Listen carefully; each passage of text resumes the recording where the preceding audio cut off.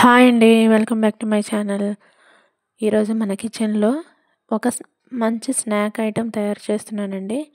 Evening పిల్లలు school నుంచి వచ్చేసరికి ఏదో ఒకటి పెట్టమని అడుగుతారు కదండి. కాబట్టి నేను ఇక్కడ పిల్లలు ఇష్టపడేదండి గోధుమ పిండి బెల్లంతో కలిపి బూరెలు తయారు చేస్తున్నాను. ఇక్కడ నేను చూపించిన కొలత ప్రకారం 2 కప్పులు గోధుమ పిండి తీసుకున్నానండి.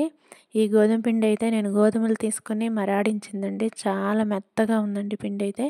దానిలోనే ఒక చిటికెడు సాల్ట్, తర్వాత చిటికెడు వంట సోడా కూడా తీసుకొని దాన్ని ఈ విధంగా కలిపేశాను. ఈ 2 కప్పుల గోధుమ పిండికి నేను 3/4 కప్పు బెల్లం తీసుకున్నాను.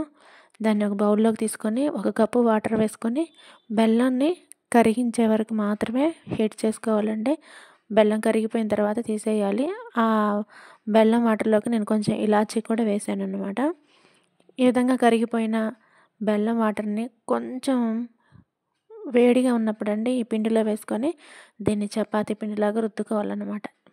చపాతీ పిండిలాగా మొత్తం ముద్దగా కలుపుకున్న తర్వాత ఈ విధంగా దీన్ని ఒక చపాతీ మాదిరిగా తయారు చేసుకున్నాను. పిండి మొత్తాన్ని కలిపి ఒక చపాతీ మాదిరిగా, మరీ మందంగా ఉండొద్దండి, మరీ పలుచగా కూడా ఉండొద్దు, కొంచెం మీడియంగా ఉంటే బాగుంటుందన్నమాట. ఈ విధంగా చేసి నేను ఒక చిన్న బౌల్ లేకపోతే ఏదైనా ఒక చిన్న బాటిల్ క్యాప్ లాంటిది కూడా తీసుకోవచ్చు. నేను ఈ విధంగా ఒకే సైజులో ఉంటే బాగుంటుందని ఈ విధంగా అన్ని విధంగా చేశానండి. చేత్తో చేసుకున్నా కూడా బాగుంటుంది. ఈ విధంగా మనం అన్నీ రెడీ చేసుకొని స్టవ్ మీద ప్యాన్ పెట్టుకొని ఆయిల్ వేసుకొని ఆయిల్ మంచిగా హీట్ అవ్వాలండి. హీట్ అయిన తర్వాత వీటన్నిటిని వేసినట్లయితే చక్కగా పొంగుతాయి అన్నమాట. చాలా బాగుంటాయి. మంచి బ్రౌన్ కలర్లోకి వచ్చే వరకు వాటిని విధంగా ఉడికించుకోవాలన్నమాట. చూసారా, మన టేస్టీ బెల్లం బూరెలు తయారైపోయాయండి.